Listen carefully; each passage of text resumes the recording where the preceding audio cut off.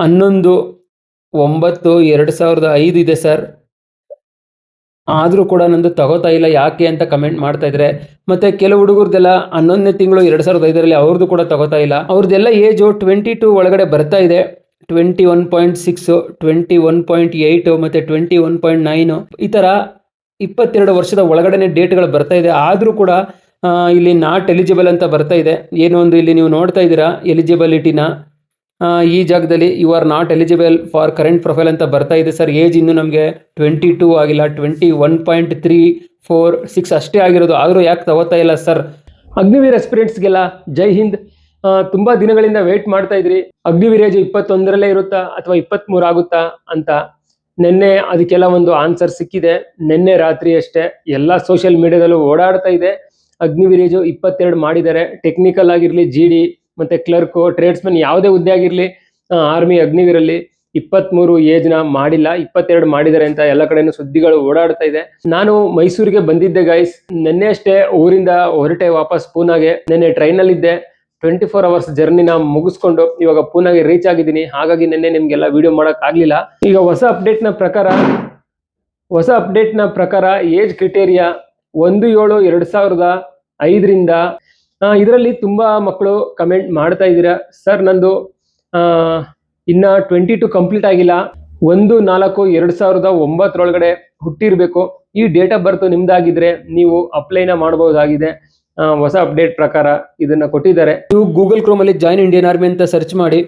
Next ಒಂದು captcha ಬರುತ್ತೆ, ಅದನ್ನು ಕ್ಯಾಪ್ಚಾನ ಟೈಪ್ ಮಾಡಿ ಸಬ್ಮಿಟ್ ಮಾಡಿದ್ರೆ next Indian army official website page open ಆಗುತ್ತೆ. ಆ ಪೇಜ್ ಓಪನ್ ಆದಮೇಲೆ ನೀವು ಇಲ್ಲಿ ರೆಗ್ಯುಲರ್ ಕೆಡರ್ JCOR ಅಂತ ಇದೆ ನೋಡಿ, ಇದ್ರ ಮೇಲೆ ಕ್ಲಿಕ್ ಮಾಡಿ. ಅದ್ರ ಮೇಲೆ ಕ್ಲಿಕ್ ಮಾಡಿದ್ಮೇಲೆ ಎಲಿಜಿಬಿಲಿಟಿ ಅಂತ ಬರುತ್ತೆ ನೋಡಿ, ಇಲ್ಲಿ ಎಲಿಜಿಬಿಲಿಟಿ ಮೇಲೆ ಕ್ಲಿಕ್ ಮಾಡಿ. ನೆಕ್ಸ್ಟು ಈ ಥರ ನಿಮಗೆ ಒಂದು ಪೇಜ್ ಓಪನ್ ಆಗುತ್ತೆ. ಇದರಲ್ಲಿ ಏನೇನು ಕೇಳಿದರೆ ಅದನ್ನು ಫಿಲ್ ಮಾಡ್ತಾ ಹೋಗಿ. ಮೊದಲನೇದಾಗಿ ಸ್ಟೇಟು ಕರ್ನಾಟಕ ಅಂತ ಕೊಡೋಣ, district Mysuru, next tehsil, next one date of birth. ಈಗ ಡೇಟ್ ಆಫ್ ಬರ್ತ್ ನಾನು 25 ಆಗಸ್ಟ್ 2005 ಕೊಟ್ಟಿದ್ದೀನಿ. ನೆಕ್ಸ್ಟು ಕ್ವಾಲಿಫೈಯಿಂಗ್ ಕೋರ್ಸು ಏನಾಗಿದೆ ಅದನ್ನು ಕೊಡಿ. 8th 10th 12th ಗ್ರ್ಯಾಜುಯೇಷನ್ ಅಂತ 12th ಕೊಡೋಣ. ನೆಕ್ಸ್ಟ್ ಇಲ್ಲಿ ಪಾಸ್ಡ್ ಅಂತ ಕೊಡಿ. ಮೆರಿಟಲ್ ಸ್ಟೇಟಸ್ಸು ಅನ್ಮ್ಯಾರಿಡ್ ಕೊಡಬೇಕು. ಸರ್ವಿಸ್ ಪರ್ಸನ್ ನೋ ಅಂತ ಕೊಡಿ. ನೆಕ್ಸ್ಟ್ ರೈಟ್ ಸೈಡಲ್ಲಿ ನೋಡಿ ZRO ARO ಆಟೋಮೆಟಿಕ್ ಆಗಿ ಬ್ಯಾಂಗ್ಳೂರು ಅಂತ ಬರುತ್ತೆ, ನಮ್ಮದು ಕರ್ನಾಟಕ ಅಡ್ರೆಸ್ ಆಗಿರೋದ್ರಿಂದ. ನೆಕ್ಸ್ಟು ಹೈಟ್ ಎಷ್ಟು ಅಂತ ಇಲ್ಲೇ ಕೊಟ್ಟಿದ್ದಾರೆ ನೋಡಿ, ನಿಮ್ಮ ಹೈಟ್ ಎಷ್ಟಿದೆ ಅದನ್ನು ಸೆಲೆಕ್ಟ್ ಮಾಡ್ಕೊಳ್ಳಿ. ಅದಾದಮೇಲೆ ಜೆಂಡರ್ ಮೇಲ್ ಆಗಿದ್ರೆ ಮೇಲ್, ಫಿಮೇಲ್ ಆಗಿದ್ರೆ ಫಿಮೇಲ್ ಕೊಡಿ. ಇದಿಷ್ಟು ಆದಮೇಲೆ ಇದ್ರ ಮೇಲೆ ಕ್ಲಿಕ್ ಮಾಡಿ. ಕ್ಲಿಕ್ ಮಾಡಿದ್ಮೇಲೆ ನಿಮಗೆ ಬಂತು ನೋಡಿ, ಇಲ್ಲಿ ಬಂತು ನೋಡಿ, you are eligible for current profile. ಅಂದರೆ ನಾನು ಕೊಟ್ಟಂಥ ಡೇಟ್ ಆಫ್ ಬರ್ತು ಎಲಿಜಿಬಲ್ ಇದೆ ಅಗ್ನಿವೀರ್ಗೆ ಅಂತ. ಈಗ ಮೊದಲನೇದರಲ್ಲಿ ಅಗ್ನಿವೀರ್ ಜನರಲ್ ಡ್ಯೂಟಿ ಏಜ್ ನೋಡಿ, ಇಲ್ಲಿ 17.5 to 22. ಮೊದಲು 21 ಇತ್ತು, ಇವಾಗ ಅದನ್ನು 22 ಅಂತ ಮಾಡಿದ್ದಾರೆ. ಅಪ್ಲಿಕೇಶನ್ ನಾಟ್ ಓಪನ್, ಇನ್ನು ಓಪನ್ ಆಗಿಲ್ಲ, ನೋಟಿಫಿಕೇಶನ್ ಬಿಟ್ಟಿಲ್ಲ, ಹಾಗಾಗಿ ಅಪ್ಲಿಕೇಶನ್ ನಾಟ್ ಓಪನ್ ಅಂತ ಇದೆ. ಸೆಕೆಂಡ್ ಒನ್ನಲ್ಲಿ ಅಗ್ನಿವೀರ್ ಟೆಕ್ನಿಕಲ್ಲು, ಇವ್ರಿಗೂ ಕೂಡ 17.5 to 22 ಇದೆ age. Third one Agniveer clerk, ಇವರು ಕೂಡ 17.5 to 22 ಮಾಡಿದ್ದಾರೆ. ಮತ್ತು ಫೋರ್ತ್ ಒನ್ನು ಅಗ್ನಿವೀರ್ ಟ್ರೇಡ್ಸ್ಮೆನ್ನು, ಇವರು ಕೂಡ ಸೇಮು. ಮತ್ತು ಅಗ್ನಿವೀರ್ ಟ್ರೇಡ್ಸ್ಮೆನ್ 10th ಪಾಸ್ ಆಗಿರೋರು ಕೂಡ 17.5 to 22. ಇದಕ್ಕೂ ಮುಂಚೆ 2-3 ಡೇಸ್ ಬ್ಯಾಕೆಲ್ಲ ಏನಿಲ್ಲ 22 ನೋಡ್ತಾ ಇದ್ದೀರಾ, ಈ 22 ಜಾಗದಲ್ಲೆಲ್ಲ 21 ಅಂತ ಇತ್ತು. ಈಗ ಇದು ಹೊಸದಾಗಿ ಅಪ್ಡೇಟ್ ಮಾಡಿದ್ದಾರೆ 22 ಅಂದ್ಬಿಟ್ಟು. ಸೊ ಅದರಲ್ಲೂ ಕೂಡ ತುಂಬ ಕನ್ಫ್ಯೂಷನ್ ಇದೆ. ಹುಡುಗರು ಕಮೆಂಟ್ ಮಾಡ್ತಾ ಇದ್ದಾರೆ, ಸರ್ ನಂದು ಡೇಟ್ ಆಫ್ ಬರ್ತು 11/9/2005 ಇದೆ ಸರ್, ಆದರೂ ಕೂಡ ನಂದು ತಗೋತಾ ಇಲ್ಲ ಯಾಕೆ ಅಂತ ಕಮೆಂಟ್ ಮಾಡ್ತಾ ಇದ್ದಾರೆ. ಮತ್ತು ಕೆಲವು ಹುಡುಗರದೆಲ್ಲ 11ನೇ ತಿಂಗಳು 2005ರಲ್ಲಿ ಅವ್ರದ್ದು ಕೂಡ ತಗೋತಾ ಇಲ್ಲ. ಅವ್ರದ್ದೆಲ್ಲ ಏಜು 22 ಒಳಗಡೆ ಬರ್ತಾ ಇದೆ. 21.6, 21.8 ಮತ್ತು 21.9 ಈ ಥರ 22 ವರ್ಷದ ಒಳಗಡೆ ಡೇಟ್ಗಳು ಬರ್ತಾ ಇದೆ. ಆದರೂ ಕೂಡ ಇಲ್ಲಿ ನಾಟ್ ಎಲಿಜಿಬಲ್ ಅಂತ ಬರ್ತಾ ಇದೆ. ಏನೋ ಒಂದು ಇಲ್ಲಿ ನೀವು ನೋಡ್ತಾ ಇದ್ದೀರಾ ಎಲಿಜಿಬಿಲಿಟಿನ. ಈ ಜಾಗದಲ್ಲಿ you are not eligible for current profile ಅಂತ ಬರ್ತಾ ಇದೆ ಸರ್. ಏಜ್ ಇನ್ನೂ ನಮಗೆ 22 ಆಗಿಲ್ಲ, 21.346 ಅಷ್ಟೇ ಆಗಿರೋದು. ಆದರೂ ಯಾಕೆ ತಗೋತಾ ಇಲ್ಲ ಸರ್ ಅಂತ ತುಂಬ ಮಕ್ಕಳು ಕಮೆಂಟ್ ಮಾಡ್ತಾ ಇದ್ದಾರೆ. ಅದಕ್ಕೆ ನನ್ನ ಉತ್ತರ ಏನಂತಂದರೆ, ಎಲ್ಲಿವರೆಗೆ ನೋಟಿಫಿಕೇಷನ್ನ ನಿಮಗೆ ಬಿಡಲ್ಲ ಅಲ್ಲಿವರೆಗೆ ಇನ್ನೂ ಯಾವುದು ಕನ್ಫರ್ಮೇಷನ್ ಇಲ್ಲ ಗೈಸ್. ಜಸ್ಟ್ ಇಲ್ಲಿ 22 ಅಂತ ಅಪ್ಡೇಟ್ ಮಾಡಿದ್ದಾರೆ. ಇಲ್ಲಿ ಕೊಟ್ಟಿದ್ದಾರೆ ನೋಡಿ ಕ್ಲಿಯರ್ ಆಗಿ ಅಪ್ಲಿಕೇಶನ್ ನಾಟ್ ಓಪನ್ ಅಂತ. ಎಲ್ಲಿವರೆಗೆ ಈ ಅಪ್ಲಿಕೇಶನ್ ಇಲ್ಲಿ ಓಪನ್ ಆಗೋದಿಲ್ವೋ ಅಲ್ಲಿವರೆಗೆ ನೀವು ಇದನ್ನು ಕನ್ಫರ್ಮ್ ಅಂತ ತಿಳ್ಕೊಬೇಡಿ. ಯಾಕೆಂದರೆ 3 ತಿಂಗಳವರೆಗೆ ಅಷ್ಟೇ ಇವರು ತೊಗೋತಾ ಇದ್ದಾರೆ. ಅಂದರೆ 21.3ವರೆಗೆ ಮಾತ್ರ ಈಗ ಕನ್ಸಿಡರ್ ಆಗ್ತಾ ಇದೆ ಇದ್ರ ಪ್ರಕಾರ.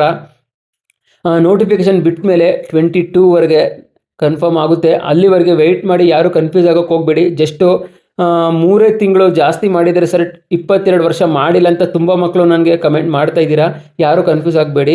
ಇದು ಜಸ್ಟ್ ಇಲ್ಲಿ ಅಪ್ಡೇಟ್ ಆಗಿದೆ. ಆದರೆ ಅಪ್ಲಿಕೇಶನ್ ಬಂದ ಮೇಲೆ ನಿಮಗೆ ಕಂಪ್ಲೀಟಾಗಿ ನಿಮ್ಮ ಏನು 22 ವರ್ಷದ ಒಳಗಡೆ ನಿಮ್ಮ ಏಜ್ ಇದ್ದರೆ 100% ಅವರು ನಿಮ್ಮನ್ನ ಕನ್ಸಿಡರ್ ಮಾಡ್ತಾರೆ. ನಿಮ್ಮ ಅಪ್ಲಿಕೇಶನ್ನು ಅಪ್ಲೈ ಆಗುತ್ತೆ. ಸೊ ಅಪ್ಲಿಕೇಶನ್ ಬರೋವರೆಗೆ, ನೋಟಿಫಿಕೇಶನ್ ಬರೋವರೆಗೆ ಯಾರು ಗಾಬರಿ ಆಗಬೇಡಿ ಗೈಸ್. ಹಾಗಾಗಿ ನಾನು ಈ ವಿಡಿಯೋನ ಮಾಡ್ತಾ ಇದ್ದೀನಿ. ತುಂಬ ಮಕ್ಕಳು ಕನ್ಫ್ಯೂಸ್ ಆಗಿದ್ದಾರೆ. ಬರೀ 3 ತಿಂಗಳಷ್ಟೇ ಜಾಸ್ತಿ ಆಗಿರೋದು, 22 ಆಗಿಲ್ಲ ಅಂದ್ಬಿಟ್ಟು ಎಲ್ಲ ಕಡೆನೂ ಚರ್ಚೆ ಆಗ್ತಾ ಇದೆ. ಸೊ ಇದರ ಹಿಂದಿನ ಉದ್ದೇಶ ಇಷ್ಟೇ. ಅಪ್ಲಿಕೇಶನ್ನು ಇನ್ನೂ ಬಿಟ್ಟಿಲ್ಲ, ನೋಟಿಫಿಕೇಷನು 1 ವಾರದೊಳಗಡೆ ಬಿಡ್ತಾರೆ.